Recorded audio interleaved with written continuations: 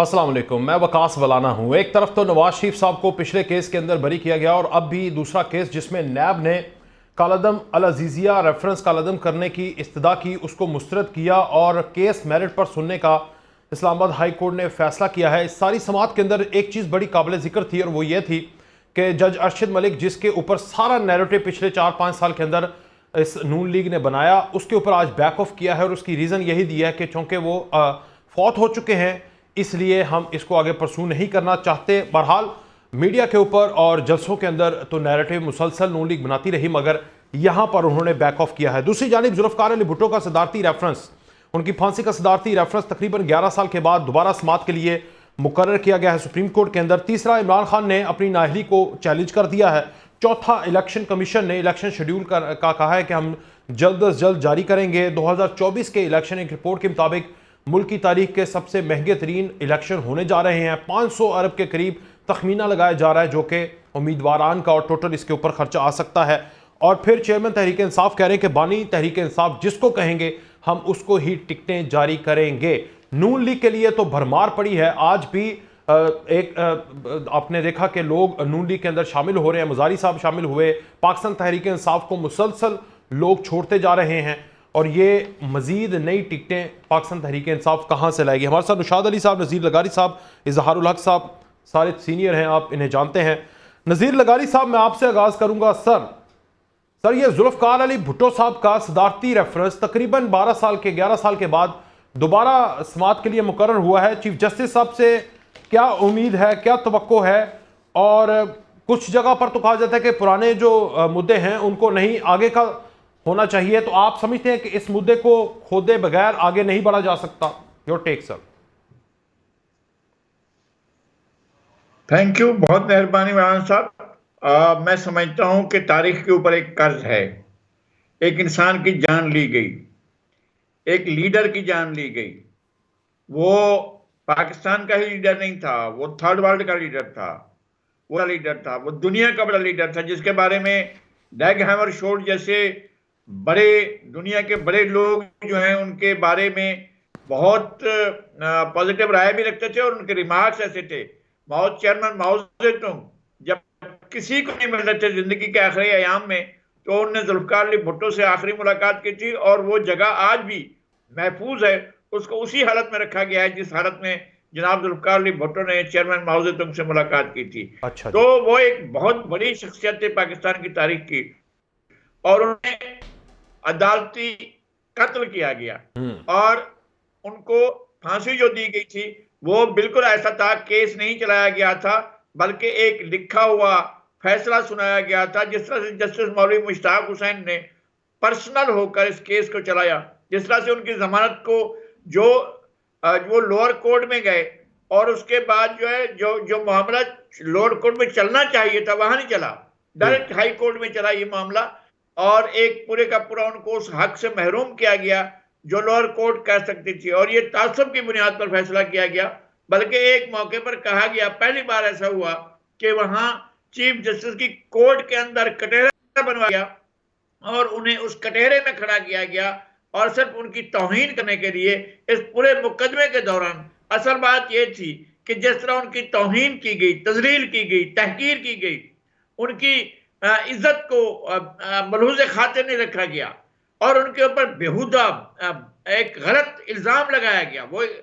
वो उस कत्ल के मौके पर मौजूद नहीं है, उनका कोई ऐसी एविडेंस नहीं था। एक टेलीफोन था जो मसूद महमूद का हवाला बना, कोई चीज ऐसी नहीं थी जो उनके खिलाफ एविडेंस के तौर पर पेश होती। और एक बात जो तारीख में मिसिंग है वो शायद कभी आपके सामने आए या किसी और के सामने आए, वो ये है कि सिंध की जो शरीयत कोर्ट बनाई गई थी और बाद में तमाम सूबाई कोर्ट्स ज़ियाउल हक ने बंद कर दी थी, सिंध की शरीयत कोर्ट ने भुट्टो साहब का मुकदमा जो सजाए मौत के खिलाफ जो अपील है उसको सुनना मंजूर कर लिया था।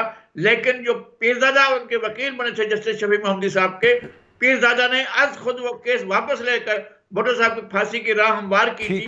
ये सारी चीजें अब सामने आनी चाहिए, पता चलना चाहिए कि कौन कौन किरदार किस किस तरह से इन्वॉल्व हुए थे। ले जी निशाद अली साहब, एक तो माजी के सारे मुद्दे जो हैं उनको उखाड़ के रखना चाहिए, माजी की नाइंसाफियों का तलाफी होनी चाहिए, कंपनसेशन होनी चाहिए, वो नवाज शरीफ साहब हो, वो भुट्टो हो, बजाय कोई भी हो। लेकिन तहरीक इंसाफ कह रही है कि माजी की तलाफियां हो रही हैं और हमारे साथ मजीद नाइंसाफियां लिखी जा रही हैं। जनाब, तो तहरीक इंसाफ का मौकफ है ना, ये तय नहीं हुआ कि उनके साथ। आ रहा हूं मैं नजीर साहब आपकी तरफ। जी निशात साहब। जी जी जी जी जी, देखिए ये तहरीक इंसाफ का मौकफ है ना, ये तय नहीं हुआ कि अभी तहरीक इंसाफ के साथ नाइंसाफी हो रही है या नहीं हो रही। ये वक्त तय करेगा, आने वाले वक्त में हमें नजर आएगा। लेकिन जो चीजें तय हो चुकी हैं, यानी ये बात तय थी कि भुट्टो साहब का जो कत्ल, अदालती कत्ल किया गया, ये बात स्टैब्लिश हो चुकी। और ये भी बात सामने आ रही है कि नवाज शरीफ साहब के जो केसेस थे, जो जिस तरह से उनके फैसले सुनाए गए, अब वो उन जिस तरह से उन्हें बरी किया जा रहा है, उससे भी जाहिर हो रहा है कि जो आपको याद होगा, जो ये एवन फील्ड वाली जो समात है, उसके दौरान जो नैब का रवैया था, या जो जजेस ने जो बुनियादी बातें उनसे पूछी, वो उनके जवाबात तक नैब के पास मौजूद नहीं थे। तो जब इस तरह की सिचुएशन होगी, तो यह कहा जा सकता है कि चीजों के मामलात जो है वो सही तरह नहीं चलाए गए। आपको याद होगा तो हमारे चीफ जस्टिस ऑफ पाकिस्तान हैं, उन्होंने ये बात कही थी कि मैं अब माजी के जो मामलात हैं उन पे भी मैं नजर दौड़ाऊंगा, और अगर अदलिया से गलती हुई है तो हमें उसकी माफी मांगनी चाहिए। तो मुझे यह लगता है कि अदलिया अपनी जो अपना रास्ता है, अपनी करेक्शन करना चाहती है, और वो अपने सर पर जो बोझ है, जो जो उनके लिए जिसे कहते हैं ना, एक उनके लिए जो बोन ऑफ कंटेंशन बनी रहती है, वो उसको भी दुरुस्त करना चाहते हैं, ताकि आइंदा से ये जो आप जिसकी बात कर रहे हैं ना, उस पर्सपेक्टिव के अंदर कि आइंदा किसी के साथ इस तरह की ज्यादती की जाने का मौका ना बन सके, और अदलिया जो है वो प्रॉपर तरीके से अपने ट्रैक पर काम करे, जिस तरह से उसे काम करना चाहिए, जो लोगों की उम्मीदें हैं। ये नहीं कि वो दबाव में आकर बात करे, या वो किसी किसी मकसद की खातर, या उसके पीछे नजरिया जरूरत कार फरमा हो। जज जो है वो, और जो अदलिया है, वो मेरिट पर फैसले करे।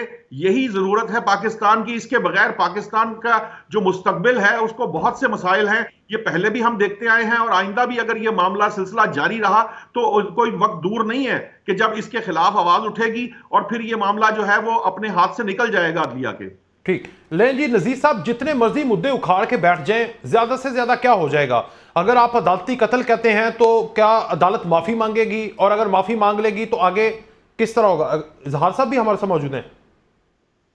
जी इजहार उल हक साहब, आप बता दीजिए पहले कि ये जितनी नाइंसाफियां माजी के अंदर हुई, जैसे 99 में हुई, भुट्टो साहब का कत्ल हुआ, नवाज शरीफ के साथ रिसेंट में ज्यादती हुई, इन सब ज्यादतियों का तलाफी भी हो जाए तो ज्यादा से ज्यादा क्या होगा? आपको लगता है पाकिस्तान आगे बढ़ जाएगा? और माफी भी मांग ली जाए तो ये ज्यादा दोबारा से नाइंसाफियां नहीं होंगी? क्योंकि तहरीक इंसाफ का मुतालबा है ना कि हमारे साथ नाइंसाफियां लिखी जा रही हैं, पुरानी मिटाई जा रही हैं। जनाब देखिए, मैं आपकी बात का मुख्तसर जवाब दूंगा, क्योंकि मुझे कोई और बात भी करनी है।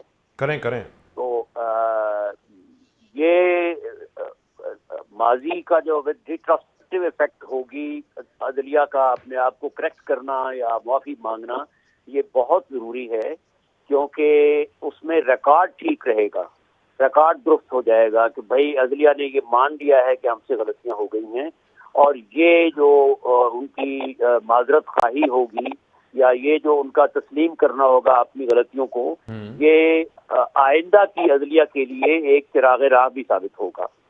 अब मुझे आप इजाजत दें भुट्टो साहब की अदालती कत्ल या फांसी के बारे में।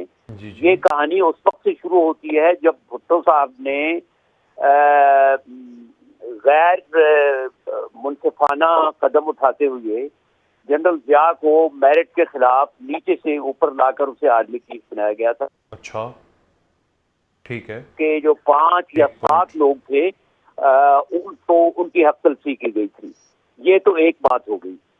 दूसरी बात यह है कि इसमें कोई इसमें इश्काल नहीं है, इसमें कोई दो राय नहीं है, इस बात में कोई निज़ा और डिस्प्यूट नहीं है कि उस वक्त की अदलिया जो है वो इस आमिर मुतलक फौजी डिक्टेटर के हाथ में खेल रही थी, और बहुत बुरी तरह खेल रही थी। यहाँ मैं ये याद दिलाता चलूँ कि इस गंदे खेल में जमात इस्लामी के उस वक्त के जो चीफ थे मियां तुफैल मोहम्मद, वो पूरी तरह शामिल थे। अच्छा। रिकॉर्ड पर है उनकी मुदाखलत, और उस वक्त का जो मीडिया है उसमें ये सारी कहानी आई थी कि वो जो 3 या 4 फेडरल सिक्योरिटी फोर्स के मुलाजमीन थे, उनमें से कोई थे जमात के साथ मुतल्लिकीन, तो मियां तुफैल मोहम्मद ने, और वो गालिबन, अब मुझे याद नहीं है लेकिन गालिबन वो जज से भी मिले थे, या जजेस से भी मिले थे और उन्होंने उनको, जो मुलाजमीन थे एफएसएफ के, उनको यकीन दिलाया था कि तुम गवाही दो, तुम्हें कुछ भी नहीं कहा जाएगा। ये अलग बात के बाद में उन्हें भी फांसी दी गई। अच्छा,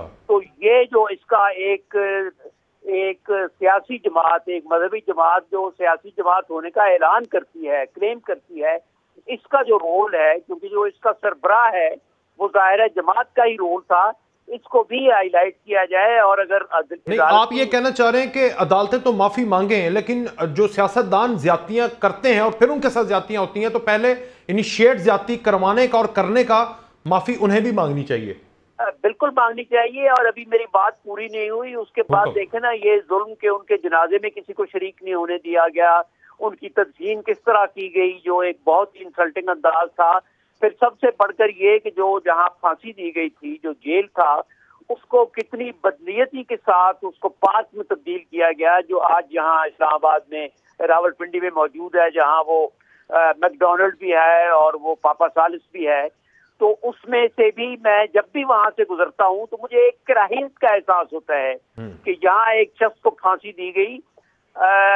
देखिए, फांसी देना या मुकदमा सुनना ये अदालतों का काम होता है, जिसमें किसी फौज का, किसी मार्शल लॉ का, किसी डिक्टेटर का गुजर या अमल दखल नहीं होना चाहिए। तो मुझे जब भी मैं वहां से गुजरता हूँ, मुझे एक, हालांकि मेरा पीपल्स पार्टी से ना मेरे खानदान का दूर दूर तक कोई ताल्लुक नहीं है, लेकिन मैं जब भी वहां से गुजरता हूँ तो मुझे एक कराहियत का एहसास होता है कि कितनी बदनीयती से इस जगह को पार्क में तब्दील किया गया ताकि लोग याद न करें। लेकिन जाहिर है कि लोग तो याद करते हैं। भुट्टो साहब जो है वो आज भी लोगों के दिलों में है, ज़हन में है। और इवन जो उस वक्त के जो साथी थे, मैं उनका नाम नहीं लेता, उसमें बड़े बड़े जर्नलिस्ट भी हैं दाएं बाजू के, उन्होंने भी एतराफ किया है जो उस वक्त जहाँ के साथ थे कि ये गलती हुई है। तो मेरा ख्याल है कि ये इसका रिकॉर्ड को ठीक करना, अदालतों का अपनी गलती को मानना, उसके बाद माजरत करना, ये बहुत जरूरी है। जिंदा कौमों में यही होता है। ये चीज बहुत बड़ी अहमियत रखती है। आपको पता नहीं है कि लाशें मुजरिमों की कब्रों से निकाल कर उनको फांसी दी गई, तो ये बहुत जरूरी है। ये सिर्फ कागजी कार्रवाई नहीं हो, कागजी कार्रवाई नहीं होनी चाहिए। एक तो नजीर साहब, एक तो ये पॉइंट है कि ठीक है जी, रिकॉर्ड ठीक करें, लेकिन दूसरी तरफ सियासतदानों ने, देखे ना, भुट्टो साहब का इजहार साहब ने बता दिया कि उन्होंने एक मुनसफाना गैर मुनसफाना फैसला किया, उनके गले पड़ गया। नवाज शरीफ ने 99 से पहले गैर मुनसफाना फैसला किया, उनके गले पड़ गया। इमरान खान 1 पेज की रिट लगाता रहा और 1 पेज ले डूबा। तो सियासतदानों को भी अब सोच लेना चाहिए, तारीख को आगे सही तरह से लिखे, माजी पे गलतियां की हैं, एक दूसरे की टांग खींचना बंद कर दें और इदारों के और बाकी चीजों के लाठियों का, बैसाखियों का सहारा लेना बंद कर दें। जनाब देखें, एक तो ये कि इजहार साहब ने जिस तरह हकगोई का से काम लिया है, जिस तरह से दयानतदारी से उन्होंने अपना मौके पेश किया है, हालांकि वो कभी भी पीपल्स पार्टी के हामी या उसके रुकन नहीं रहे हैं और हम जानते हैं इस बात को। सहाफियों को गैर जानिबदार होना चाहिए, लेकिन सहाफियों को गैर जानिबदारी के नाम पर जानिबदारी भी नहीं होनी चाहिए कि जनाब किसी जालिम का साथ दें और मजलूम के साथ ना हो। तो ये भी नहीं होना चाहिए। इन्होंने हमेशा सच बात लिखी। हम जानते हैं, हमारा एक देरीना इनके हम तालिब इल्म के तौर पर और इनके कारी के तौर पर हम देखते रहे हैं और इन्होंने जिस ईमानदारी से बात की, मुझे दिली तौर पर इत्मीनान भी हुआ है, खुशी भी हुई है। और मुझे अपने जो बड़े हैं उनका ये एहतराम और बढ़ा है कि किस तरह से वो सच्चाई का साथ देते हैं। ठीक है। बात यह है कि सियासतदानों ने गलतियां की हैं, ये सियासतदानों की गलतियों की वजह से ये स्पेस कम हुआ है। लेकिन सियासतदानों के साथ क्या किया गया है? क्या किया गया? सियासतदानों में कौन थे? कायद आजम के साथ कौन थे? कायद आजम के साथ हुसैन शहीद सोहरवर्दी थे, कायद आजम के साथ लियाकत अली खान थे, कायद आजम के साथ ख्वाजा नाजमुद्दीन थे, कायद आजम के साथ मोहम्मद अयूब खोड़ो थे, कायद आजम के साथ ये लोग थे। ये जब पाकिस्तान बनता है, पाकिस्तान बनने के इब्तदाई 3-4 सालों के अंदर अंदर सिंध का पहला वजीर आला, तुम चोर हो जाओ, कयूब खोड़ो चला गया, काजी फजलुल्लाह चला गया, पीर अहबाज चला गया, अब्दुस्तार पीरजादा चला गया। ये कायद आजम की काबीना के लोग भी थे और कायदे आजम के दौर के सौद भेजिए, मुस्लिम लीग के बानी लोग थे यहाँ पर जी। इनको एक एक करके जिस तरह से जलील करके उनको, अच्छा फिर उल्टी चक्की चलाई गई, आ जाइए वापस आ जाइए, अब आप ईमानदार हो गए हैं, लाइए, फिर हाथ उठाइए, फिर खान बहादुर अय्यूब को 5 साल के बाद फिर खड़े हुए हैं और हाथ उठा रहे हैं कि जी मैं सच के दिल उठाता हूं। तो नवाज शरीफ के साथ भी यही हुआ है। हाँ जी नजीर साहब, नवाज शरीफ, मैं ये कहता हूं कि भुट्टो साहब से ये बिल्कुल सही कह रहे हैं इजहार साहब के ये एक संगीन गलती थी जियाउल हक को आर्मी चीफ बनाना, जबकि उनसे पहले 5, 6, 7 जो हैं वो सीनियर जनरल मौजूद थे। इन्होंने क्या किया, मियां नवाज शरीफ ने जनरल अली कुली खान को छोड़ा और जनरल मुमताज को छोड़ा और जो है इनको जनरल परवेज मुशर्रफ को बनाया और उनको अपने अपने अपने मनसब छोड़ने पड़े थे। जो सीनियर थे उन्होंने कहा कि नहीं हम नहीं काम करेंगे, वो चले गए थे। और ये मैंने खुद पूछा था मियां नवाज शरीफ से, एक तवील मुलाकात हुई थी जिद्दा में और मेरे ख्याल में 7-8 घंटे की मुलाकात थी, उसमें बहुत से लोग मौजूद थे, इसाक डार साहब भी मौजूद थे। मैंने मियां नवाज शरीफ से पूछा था कि आपको कभी इस बात का पछतावा होता है कि आपने आउट ऑफ टर्न जो है जनरल परवेज मुशर्रफ को आर्मी चीफ बनाया? तो वाकई उन्होंने जो कहा मुझे बिल्कुल मैं हैरत अदा रह गया। उन्होंने कहा मुझे कोई अफसोस नहीं है। मैंने कहा ये क्या बात हुई कि आपको इस बात का अफसोस नहीं है कि आपने इस आपको दुख नहीं होता है कि आपने गलत फैसला किया?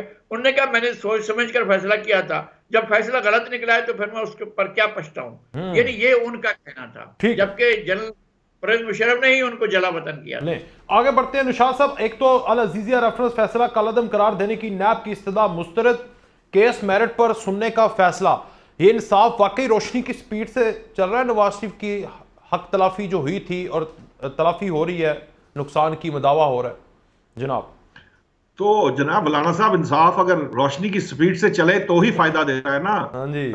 उस इंसाफ का क्या फायदा जो इंसान जो है वो ऊपर वाले आसमान पे पहुंच जाए और उसको इंसाफ ना मिले। देखिए बात यह है कि ये बात दुरुस्त है कि इस वक्त जो सिचुएशन है वो आपको नून लीग की हक में नजर आती है, लेकिन इसका मतलब ये हरगिज नहीं है कि अदालतें जो हैं वो अपना काम मुकम्मल ना करें।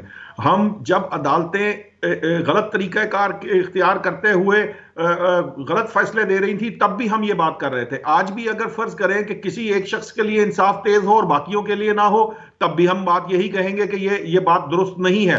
लेकिन इस सारे केस के अंदर, सिनारियो के अंदर जो एक बड़ी अहम बात है वो ये है कि जो चीज कर ली गई है और उसके फैसले गलत हैं, कम से कम उनको टर्न डाउन करना बहुत जरूरी होता है। और मैं आपको बताऊं, ये आप देखिए कि यूनाइटेड स्टेट्स ऑफ अमेरिका के अंदर आपकी जो कंपल्शन है 30 साल बाद उनकी तमाम तर जो राज हैं वो बाहर निकाले जाते हैं। उसकी एक बहुत बड़ी वजह यह है कि जब वो राज बाहर आते हैं तो उन पर बहस छिड़ती है, और जब बहस छिड़ती है तो उस वक्त के मारूजी हालात और आज के मारूजी हालात के तकाबली जायजा लिया जाता है और आइंदा के लिए लाएअमल तैयार किया जाता है कि आइंदा वो गलतियां ना हो।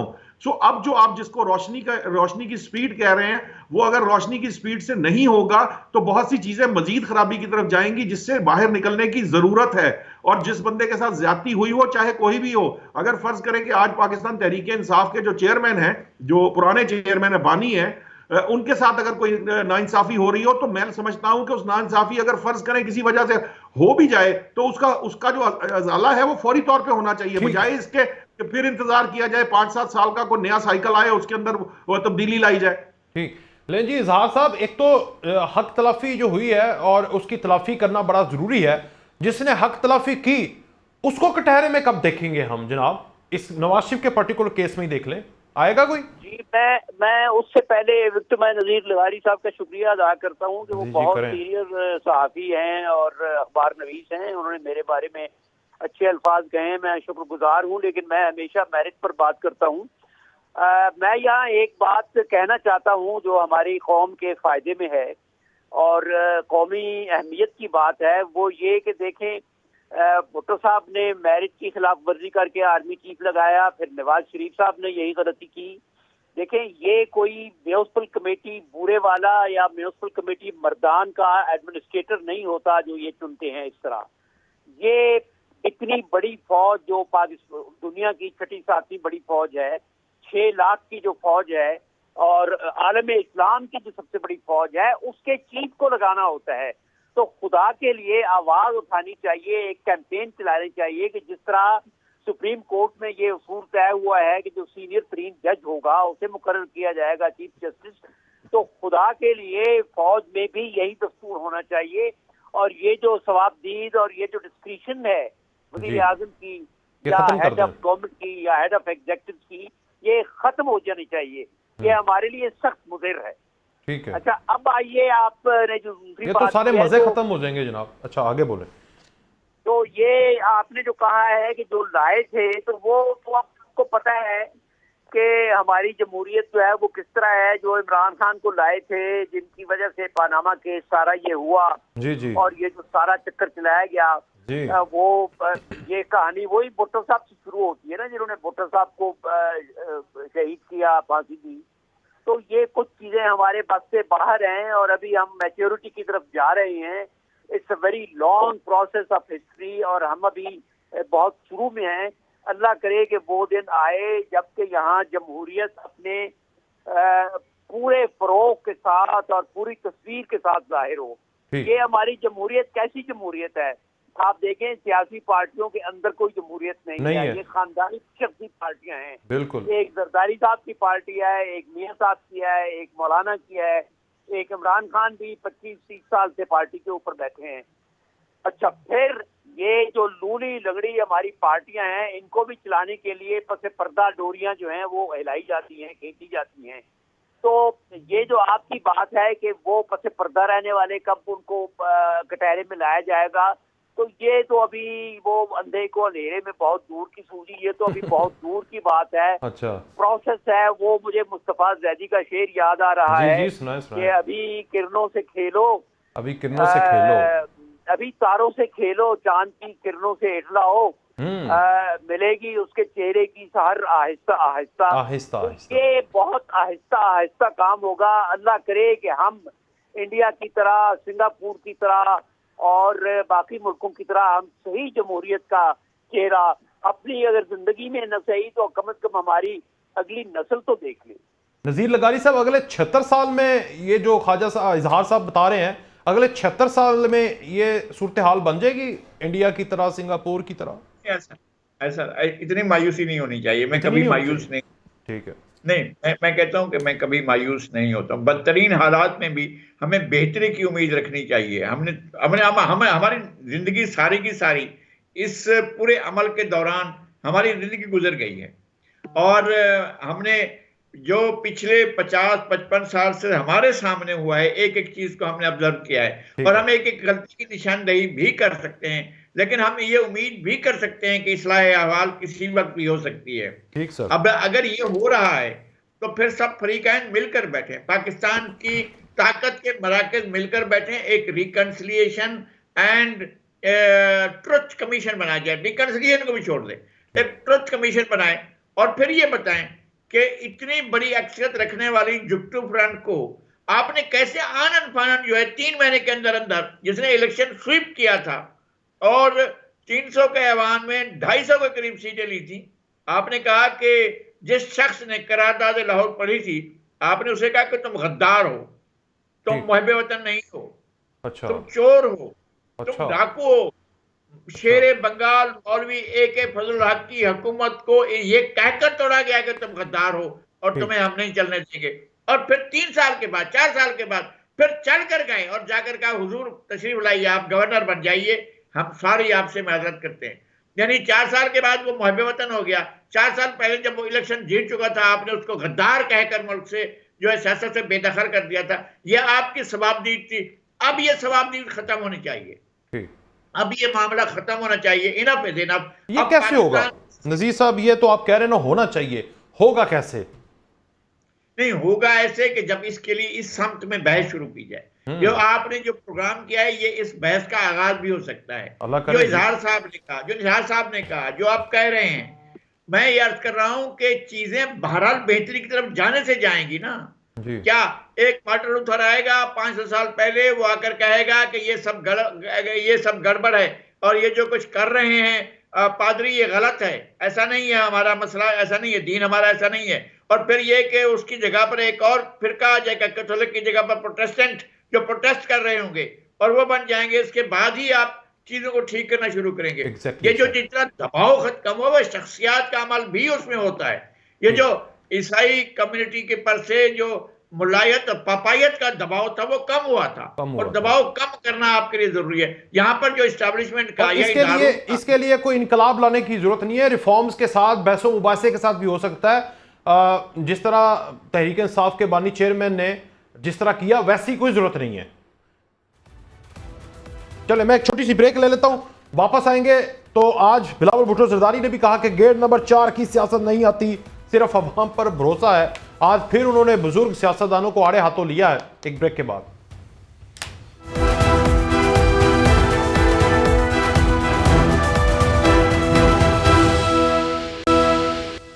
एक बार फिर से खुशामदीद। अच्छा, ये निशात साहब, ये जो नून लीग के साथ दर्जनों की तादाद में लोग शामिल हो रहे हैं, ये किस किस को टिकटें देंगे? ये मुझे लगता है कि जो इनकी टॉप एलीट है वही दस्तबरदार होगी, तो बाकियों को कहेंगे आप इलेक्शन लड़ दें। क्या होगा जनाब?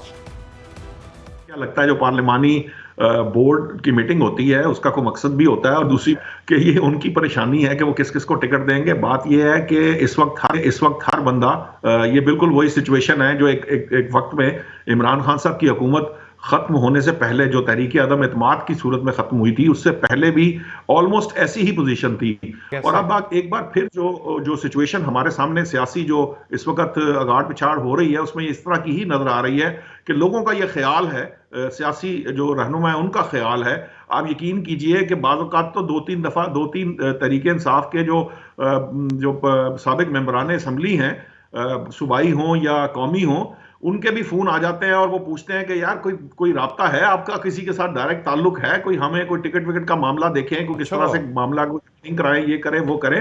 देखिए मसला क्या है, मसला ये है कि जिस शख्स ने सियासत करनी है वो ये चाहता है कि वो हर हाल में जीत कर असम्बली में जाए और अपने अवाम की नुमाइंदगी करे। अच्छा, अब हमारे यहाँ थोड़ा सा एक मसला ये भी है कि वो लोग जो इस तरह से लाए जाते हैं, भेड़ बकरियों की तरह इकट्ठे करके जहाजों में डाल के उनको पटे पहनाए जाएं और वो फिर शामिल कराए जाएं, वो फिर उसी तादाद में इसी तरह से बाहर निकल भी जाते हैं। अब ये जो मामला है इस वक्त मुस्लिम लीग नून का, मुस्लिम लीग नून को अगर ये लगता है कि वो इस तरह से बंदे इकट्ठे कर कर हुकूमत बना सकती है तो यकीनन बना सकेगी, लेकिन बनाने के बाद ये जो तमाम लोग हैं इनकी लॉयल्टी क्या होगी और इनके क्या मामलात होंगे, ये वो सारी चीजें हैं जो आइंदा टाइम के अंदर इनको प्रॉब्लम करेंगी, ये मसाइल खड़े करेंगी। हम इमरान खान साहब के वक्त भी यही कहा करते थे कि जी ये इलेक्टेबल्स की सियासत और ये जो बंदे इकट्ठे करके लाना और ये किसी के कहने पर शामिल करवाना और शामिल कराने के बाद हुकूमतें बनाना, इसका कोई फायदा हमें आज सच नजर नहीं आया। ये हमेशा बैसाखियां होती हैं और बैसाखी किसी भी वक्त खींच ली जाती है, जिसका नुकसान जो है फिर उस वक्त जाकर उठाना पड़ता है। अभी फिलहाल चूंकि आम तासुर यही है और ये बातें भी यही हो रही हैं हर जगह पर कि आइंदा हुकूमत जो है वो मुस्लिम लीग नून की बनने जा रही है, इसलिए उस शख्स की ख्वाहिश यही है कि जो नून लीग की टिकट ले सके, इसलिए लोग धड़ाधड़ शामिल भी हो रहे हैं। इजहार साहब, ये नवाज शरीफ तो मसीहा नहीं बन गए कौम के आके 21 अक्टूबर के बाद? हजारों की तादाद में लोग राब्ता कर रहे हैं, हमें टिकट दो, हमें टिकट दो।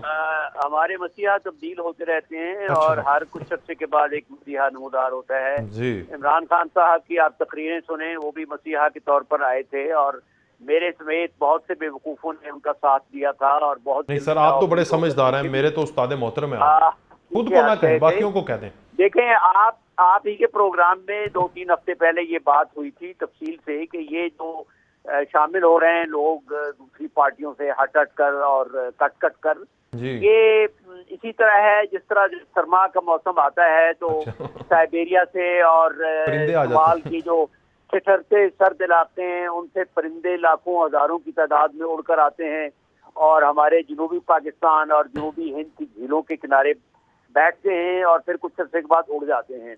तो ये जिनको, लेकिन उसमें एक चीज आप भूल गए हैं कि वहाँ पर आम जुबान में, वहाँ पर यहाँ पर शिकारी भी होते हैं जी, बाजारी जुबान में फसली बटेरे कहते हैं, ये वो हैं। लेकिन फसली बटेरों का शिकार भी हो जाता है ना, तो इस वक्त का शिकारी कौन है ये भी बता दें जरा साहब। देखें, शिकारी एक तो जाहिर होता है, बज़ाहिर तो शिकारी नून लीग है, मियां साहब हैं, तो शिकारी जो है वो खुद किसी का शिकार होता है, बस पर्दा कोई और भी शिकारी होता है। तो ये बहुत सी बातें हैं, आप भी समझते हैं और मैं भी समझता हूँ और हम सब समझते हैं। बाकी मैं नज़ीर लगारी साहब की इस बात से इत्तफाक करता हूँ कि हमें मायूस नहीं होना चाहिए। अल्लाह ताला का भी हुक्म है कि ला तक़नतू मिन रहमतिल्लाह, और मैं तो खुद पाकिस्तान के मुस्तक़बिल से कभी भी मायूस नहीं हूँ, लेकिन एक प्रोसेस है हिस्ट्री का, और वो जो हमारा ख़ास एक कल्चर है, क्योंकि आप देखें कि हमारी सारी तारीख जो भरी पड़ी है सलातीन हिंद की और मुगलों की, उसमें जो सूबेदार होता था या फौज का एक कमांडर होता था अपने अपने इलाके में, वही बादशाह उसी का मोहताज होता था। तो हमें इस पस मंजर से निकलना होगा और उसमें वक्त लगेगा। जाहिर है कि हम इर्तिका की तरफ जा रहे हैं, जिस तरह आज आम लोग खुल खुल कर बात कर रहे हैं या जिस तरह मीडिया पर बातें हो रही हैं, ये सूरत हाल 4-5 साल पहले नहीं थी। तो ये पॉजिटिव एक साइन है कि हम इर्तिका की तरफ जा रहे हैं। ये और बात कि हमारी स्पीड बहुत कम है, बहुत स्पीड और कौम को हमें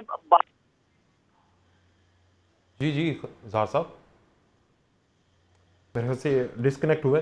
लेकिन नज़ीर साहब ये जो जी ज़ाहर साहब एक दो लाइनें ऐड करना चाह रहा था। मैं पिछले सेगमेंट में भी बात करना चाह रहा। देखिए तारीख का मसला, ये जो अभी दोबारा चूंकि उसकी बात शुरू हो गई, आप दुनिया की तारीख अगर उठा के देखें तो यूरोप ने 2 जंगें लड़ी हैं, जंगे अजीम लड़ी हैं, और वो सदियों का सफर है जो उन्होंने तय किया है। और जो ये जिस चीन की आप आज मॉडर्न चीन चाइना की बात करते हैं, इनके पीछे भी कई सदियां मौजूद हैं, जिसके बारे में हमारे यहाँ उर्फे आम में कहा जाता है कि गांजा पीकर सोते थे।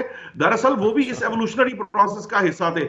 ये जो यहाँ मुगलिया हुकूमत थी, हिंदू जो बनिया है या हिंदू जो है, उसने मुगली जो 700 साल का जो मुगलिया दौर है, उसने उसको बर्दाश्त किया है, और उसके बाद उसका जो इंटेलेक्ट डेवलप हुआ है वो एक एवोल्यूशनरी प्रोसेस है, और उसके तहत जाकर वो फिर कौमें बनती हैं। तो हमें अभी कुछ वक्त चाहिए जरूर, लेकिन ये ना सोचें कि हमारा जो इस वक्त प्रोसेस शुरू हुआ है वो रुक जाएगा या उसमें हमारी बेहतरी नहीं आएगी। यकीनन आने वाला वक्त हमारा ही होगा, क्योंकि बहुत सी नेशंस दुनिया की जो है वो अपना वक्त गुजार चुकी हैं।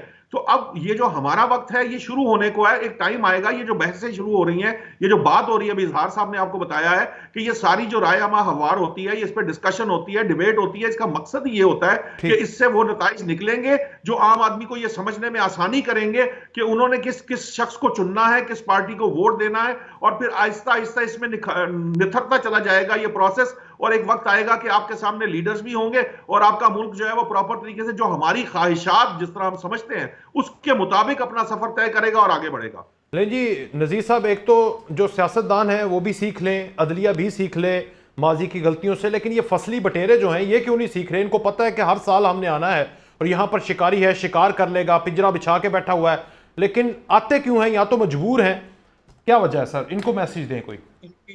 जमहूरियत तरबियत ये ऐसी है, अब से नहीं है, नहीं ये अब से नहीं है ऐसे। ये तकरीबन 1.5 सदी से ज्यादा अरसे से इसी हालत में है, बल्कि 250 साल होने वाले हैं। जब अंग्रेज आए थे तब से ही ये इस तरह के हैं। इनको बाकायदा बनाया गया था।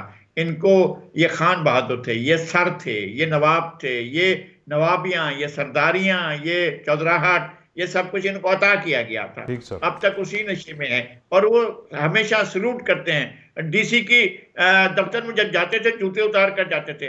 डीसी के दफ्तर में कभी इनको कुर्सी मिलती थी, कभी नहीं कुर्सी मिलती थी। ये वो लोग हैं जो बार बार इसी तरह से राहदारियों में, इक़्तिदार की राहदारियों में चक्कर काटते काटते फिर मुंतखब इदारों में आने लगे। तो ये वही लोग हैं, इनसे हमें ज्यादा तवक्कुआत भी नहीं है। मैं कहता हूं कि जिस तरह से उम्मीद जाहिर की जा रही है कि हम बेहतर मुस्तकबिल की तरफ जाएंगे, एक एग्रेरियन सोसाइटी है ये, और एग्रेरियन सोसाइटी हमारी खुद कफील रही है। ये फूड बास्केट रही है पूरी दुनिया के लिए। हमारे यहाँ 7 दरिया बहते थे। ये जो कुछ भी है हमारा, हमें जो कुछ चीजों की सजा इस वजह मिली थी कि हम खुद कफील थे। और वो जो यूरोप है, यूरोप ने निशात सालिया में 1000 साल लगा दिए। पिछले 500 साल तो यूरोप के इर्तिका के हैं। निशात सानिया जो उनका रेनेसांस है उसमें उन्होंने बहुत से इनकलाबात किए। सकाफती इनकलाब, इटली का सकाफती इनकलाब, जर्मनी का फरसवे का इनकलाब, और उसके बाद जो है सनती इनकलाब, साइंसी इनकलाब, सियासी इनकलाब, ये इनकलाबात। ठीक सर जी लगार साहब, मुझे लगता है आपकी ऑडियो का मसला हुआ है। लेकिन इजहार साहब, एक तो ये इसके ऊपर भी आप कमेंट कर सकते हैं, और दूसरा ये बिलावल साहब ने जो गेट नंबर 4 की सियासत मुझे नहीं आती, सिर्फ अवाम पर भरोसा है, मैं यकीन कर लूं फिर? हाँ, देखिए, पहली बात तो ये है कि लगारी साहब ने एक बड़ा नाजुक मौजूद छेड़ा है कि हम पर वो लोग नस्ल दर नस्ल हुक्मरानी करते चले आ रहे हैं जो अंग्रेज के वफादार थे। तो जनाब, इसका हल ये था कि जिस तरह भारत ने 1951 में ज़री इस्लाहात की और सही मानों में की, उन्होंने जो रियासतों के राजे महाराजे थे उनके अलाउंस तक ख़त्म कर दिए और ज़री ज़मीन की हद मुकर्रर कर दी। कहीं 24 एकड़ है, कहीं south somewhere in south India कहीं 44 एकड़ है, और ये फी कस नहीं की गई थी, ये फी खानदान की गई थी। तो उन्होंने इन लोगों से, जो अंग्रेजों के पुश्तीबान थे, जो टोटी थे, अंग्रेजों के वफादार थे, उनसे जान छुड़ा ली। हमारी गलती ये है कि काज़े आज़म इंतकाल कर गए और उसके बाद जो मुस्लिम लीग का जो हाल हुआ और जो हुकूमतों का हाल हुआ सियासी तौर पर, वो हमारे सामने है। शायद ये हमारी प्रायोरिटी में नहीं था, या अगर प्रायोरिटी में था तो हम ये कर नहीं सके, और उसका नतीजा ये है कि वही गिलानी और वही कुरैशी और वही जो भी हैं वो आज तक हुक्मरान चले हैं। किसी के लकड़दादा ने मुल्तान में मुजाहिदीन को मारा था, किसी ने झंग में मारा था, किसी ने इधर रावलपिंडी के नवाब में मारा था। तो एक तो हमसे ये गलती हो गई कि हमने ज़री इस्लाहात नहीं की। ठीक है। दूसरी, आपने बिलावल साहब की बात की, तो पहले तो मैं चूंकि पिंडी इस्लामाबाद का रहने वाला हूँ, तो मुझे इस गेट नंबर 4 के लफ्ज से घिन आती है। यहाँ एक सियासतदान है रावलपिंडी में जो फख्र से कहता आया है कि मैं गेट नंबर 4 का आदमी हूँ। अब नहीं कहता। और हमें मीडिया से, मुझे विद ड्यू अपॉलॉजीज, मुझे मीडिया से ये शिकायत है कि उस सियासतदान को हर चैनल जो है वो अपनी रेटिंग की खातिर लाता है जी। तो अगर बिलावल का जो ये बयान है, अगर इसको रिलेटिव टर्म में न देखा जाए, एब्सोल्यूट सेंस में देखा जाए, तो ये बात सही है कि हर आदमी को, हर सियासतदान को ये फख्र से कहना चाहिए कि मैं गेट नंबर 4 की सियासत नहीं करता। दूसरी बात यह है कि वो जो कहता है कि अब बुजुर्ग जो हैं वो चले जाएं, तो खाए उसके वालिद साहब भी नाराज हो जाएं, बात तो सही है, लेकिन हमें वो नौजवान चाहिए जो विरसे में अरबपति नहीं है। हमारी असेंबली में कौन अरबपति थे? बिलावल अरबपति थे, मुनिस सलाई अरबपति थे। तो हमें नौजवान तो चाहिए, लेकिन ऐसे नौजवान नहीं चाहिए जो बड़े बड़े खानदानों से विरसा लेकर और उसकी बुनियाद पर आ रहे हैं। हमें वो नौजवान चाहिए जो मिडिल क्लास से हैं, जो मेरिट पर आए और जिनके पास दौलत की बेसाखी न हो। ठीक। ले नजीर साहब, ये तो बड़ा अच्छा पॉइंट उठा दिया कि नौजवान तो चाहिए, लेकिन खुद कफील नौजवान हो। ये ना हो कि सोने का चमचा लेकर पैदा हुआ हो या पैदा हुई हो और पार्टी सवाल के बैठ जाए। ऐसे नौजवान नहीं चाहिए, बुजुर्ग ही चलने दे। फिर मेरे ख्याल इरशाद साहब ने तो आज मेरे लिए सोना आसान कर दिया है कि हमारे मुल्क में ऐसे लोग हैं जो इस तरह से बात करते हैं और इतना कतायत के साथ अच्छाई की बात करते हैं। प्यार मोहब्बत हो रहा आपका। मैं वाकई बहुत खुश हूँ, मैं दिल से खुश हूँ। और बात यह है कि अब इलेक्शन लड़ने के लिए कोई नहीं सोच सकता। 70 के इलेक्शन हुए थे, मेरे जाती इल्म में थे और मैं उनको जानता था कि ऐसे लोग कामयाब हुए थे जिन लोगों के पास बाइसिकल भी नहीं थी। बाकी मैं कह रहा हूँ, बाइसिकल भी नहीं थी, उनके घर में कोई असासा नहीं था, उनके छत टपकती थी, 2 कमरों के कच्चे छत में। अहमद अली सुमरो, मैं फिर एक दिलचस्प बात बताता हूँ कि 88 में मोहतरमा बेनजीर भुट्टो इक़्तिदार में आई और दोबारा जो है वो 93 में आई और उन्होंने एक लियारी के इलाके में, लियारी से बाहर एक जगह पर उन्होंने बस्ती बसाई, 500 घर बनाए और उनमें से एक अली अहमद सुमरो को दे, सीनियर पॉलिटिशियन थे और सीनियर पार्लियामेंटेरियन थे। रात को 2 बजे वो मेरे ऑफिस में आए और ये कहने के लिए आए, मेरा वही 2 कमरों का बगैर टीन की चादरों वाला जो बगैर आरसीसी के घर है, मैं उसी घर में रहना पसंद करता हूँ। मैं विड्रॉ करने के लिए आया हूँ और मुझे ये बाकायदा मेहरबानी करें, मेरी खबर लगाएं कि मैं इसका हकदार नहीं हूँ। ये जो 2 कमरे का मुझे घर दिया जा रहा है लियारी के उस इलाके में जो घर बनाए गए हैं, मैं उन घरों से नहीं लेना चाहता हूँ। ऐसे लोग पाकिस्तान में ऐसे लोग रहे हैं। पाकिस्तान का हाल फिर क्यों बुरा हुआ है जनाब? हैं जी? नहीं, ऐसे लोग अक्सरियत में नहीं थे, ऐसे लोग अकलियत में थे और ऐसे लोगों के जमीर को कचोके मारे गए। ऐसे लोगों तो अभी इस बात पे है ना सर, ये जो अरबपति, वाकई ही अरबपति सोने का चमचा लेकर लीडर बनकर खुद को नौजवान कहकर और खुद को प्राइम मिनिस्टर का उम्मीदवार बनाते हैं, इनको भी देखना चाहिए कि भाई हमें ऐसे नौजवान नहीं जिसका पाकिस्तानी माहौल से कुछ लेना देना ही नहीं है, जिसने कभी बस में सफर किया है, ना ही धक्के खाए हैं मेट्रो के। जी जनाब। नहीं इमरान साहब ऐसा भी नहीं, ऐसा भी नहीं है। अच्छा, कैसा है? बिलावल एक पॉलिटिकल खानदान से हैं और उनका एक सियासी बैकग्राउंड भी है। अच्छा जी। ये अलग बात है कि ऐसे घर में एक तरफ हाकिम अली जरदारी के पोते हैं और दूसरी तरफ जुल्फ़िकार भुट्टो के नवासे हैं, और ये भी सही है कि सोने का चमचा मुंह में लेकर पैदा हुए हैं, लेकिन इस खानदान ने पॉलिटिकल सफरिंग देखी है, आप बहुत सी चीजों का मुकाबला भी किया है। हम नहीं चाहते, खुदा ना करे कभी ये भी उस अंजाम से दो चार हों जिस अंजाम से इनके नाना और इनकी वालदा दो चार हुई हैं, या इनके वालिद ने 2 उम्र कैदें काटी हैं जेल के अंदर। अब तक तो कोई चीज आपने साबित नहीं की, सारे इल्जामात एक तरफ, लेकिन ये कि कोई चीज साबित किसी कोर्ट लॉ में नहीं की गई है। तो मैं ये कहता हूं कि सियासत में आए, मैं अगर तबकाती मामला है तो फिर मैं मेहनत कशियों के साथ दूंगा, मजदूरों के साथ दूंगा, किसानों के साथ दूंगा, उनको आना चाहिए और वही अक्सरियत में उनको आना चाहिए। लेकिन अगर आप उनको पार्टियों में तो ले लेना, ये अपनी पार्टियों में भी उनको नहीं लेते। ये भुट्टो का नजरिया क्या सोशलिज्म से स्टार्ट हुआ, मजदूरों की पार्टी बन गई और आज वडेरों जागीरों की पार्टी बनी हुई है, और उनको एतराज है सिर्फ और सिर्फ बुजुर्ग सियासतदानों से। ये बड़ी नाइंसाफी नहीं करते वो? मेरे ख्याल में ये भी होना चाहिए, ये भी होना चाहिए, उनकी पार्टी में ऐसे लोग भी होने चाहिए और ऐसे लोग हैं। मेरी गुजारिश, मेरी आखिरी गुजारिश ये है कि मैं ऐसे सेनेटर को जानता हूं, सेनेटर जो यहाँ पर अनवर लाल डीन है, कराची से हैं, वो अब भी होंडा 50 पर सफर करते हैं, सेनेटर हैं, होंडा 50 पर सफर करते हैं, वो इस वक्त भी सेनेटर हैं। ऐसे सेनेटर भी हैं। वो जो कृष्णा कुमारी है वो एक आम सी लड़की है, जिस तरह से वो सेनेटर, ऐसे लोग हैं और होने चाहिए, ज्यादा होने चाहिए, उनको मौके मिलने चाहिए। चले, एक तो निशाद साहब बुजुर्गों का ताना बिलावल को देना छोड़ देना चाहिए या जारी रखना चाहिए, उनके वालिद भी नाराज हों। दूसरा, पीटीआई के इंट्रा पार्टी इलेक्शन दोबारा कराने का फैसला वो अदालत में चैलेंज कर रहे हैं। बल्ले का निशान आपको नजर आ रहा है 2024 8 फरवरी को, या 8 फरवरी नजर नहीं आ रहा आपको जनाब? देखिए कि हमें ना ये नौजवान, बुजुर्ग, नया पाकिस्तान, पुराना पाकिस्तान, ये इस तरह के ये जो जैसे कहते हैं ना इंतखाबी नारे हैं, इनसे निकल जाना चाहिए। जो सियासतदान गेट नंबर 4 का किसी को ताना मारा है, हो सकता है वो सीवी खुद पेश कर रहा हो, हमें इन चीजों की तरफ नहीं बढ़ना चाहिए। हमें मतलब ऐसा ही है ना, अब ये जो मामला है हमें इससे अवॉइड करना चाहिए।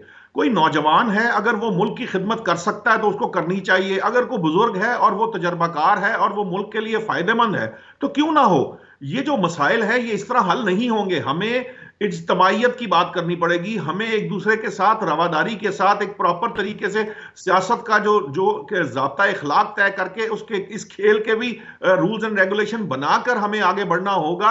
ये जो है ना, ये जो हम हर बात को पॉइंट ऑफ नो रिटर्न बना लेते हैं और उसके बाद डू एंड डाई का मसला बना लेते हैं। डू एंड डाई नहीं होती सियासत। लोग कहते थे सियासत में रास्ते खुले रखते हैं, दरवाजे खुले रखते हैं, बातचीत होती है, बैकडोर डिप्लोमेसी चलती है। आप लोगों के मसाइल हल करने के लिए उनकी नुमाइंदगी लेकर आते हैं। आपका फोकस, आपकी तरजीहात उनकी नुमाइंदगी होनी चाहिए, ना कि आप इन चक्रों में पड़े रहें कि जनाब हमने कि ये करना है, हम सिर्फ बातों से, या कल तक आप पीडीएम हुकूमत का हिस्सा थे, कल तक आप चचा कहते थे शहबाज शरीफ साहब को, कल तक आप उनकी वजारत उज़्मा के गुण गाते थे, और आज आप जो किसी को बुजुर्ग को भी बुरा कह रहे हैं, आप उनको भी बुरा कह रहे हैं, महंगाई लीग भी बना रहे हैं।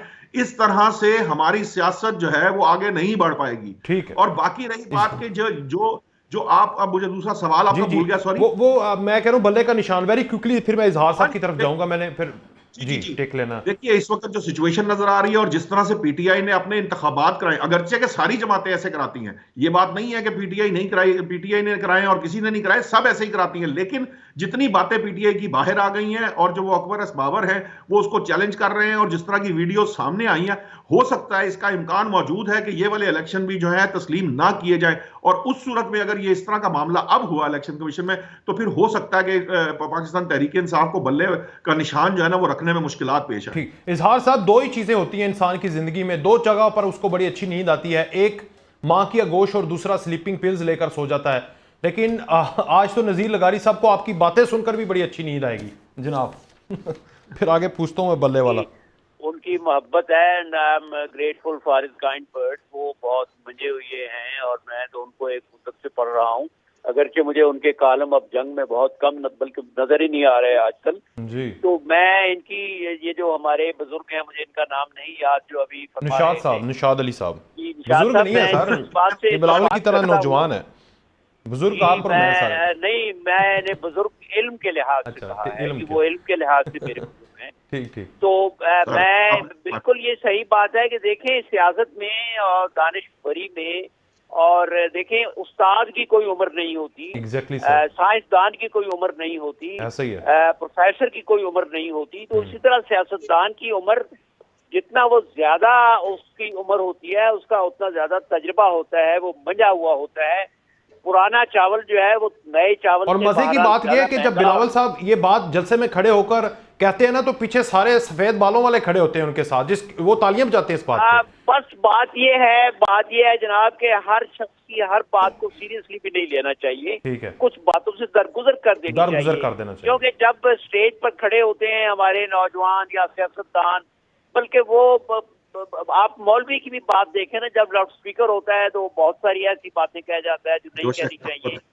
तो ये ऐसे ही होता है। तो ये कोई ऐसी पत्थर पर लकीर नहीं हो गई। और अच्छा मुझे बताएं, 8 फरवरी को बल्ला बैलेट बॉक्स में देख रहे हैं आप, बैलेट पेपर पर? मेरा ख्याल है कि होगा, इसलिए कि अगर ना हुआ तो फिर इस इलेक्शन पर बहुत बड़ा सवालिया निशान पड़ जाएगा। ठीक। नजीर साहब, आपको भी नजर आ रहा है बल्ला, या बल्ला उठा के भाग गया वो?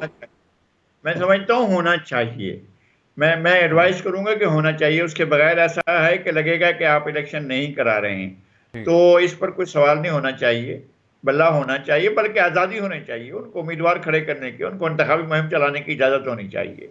और बिल्कुल ऐसा होना चाहिए। और बल्ले को जो वोट पड़े वो गिनती में भी पूरे होने चाहिए फिर। क्यों ना होना चाहिए, क्यों नहीं होने चाहिए? जिसको वोट दें, लोग जिसको वोट दें, आप लोगों का, हम ये समझते हैं लोगों की राय का एहतराम होना चाहिए।